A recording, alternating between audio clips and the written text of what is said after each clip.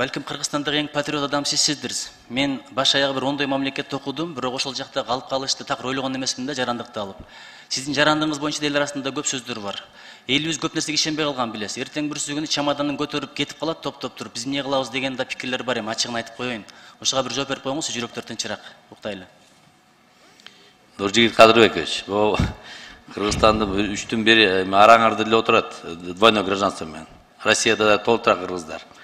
Атамбаевди алсак, аты кечирип койсо, Атамбаевдеги Аскар Акаевич, берки Бакиевдер, алар кыргыздын эле да жарандары болгон.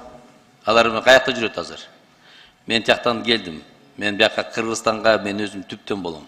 Өскөлдөн учакта төрөлгөм, ошол жерден да өмүрдүн ошактан өмүр бою ошакка Кыргызстанда иштейин деп келдим. Паспортубузга тийишпей эле койгоч, баягы балдар үчүн балдарым окуп атат аякта.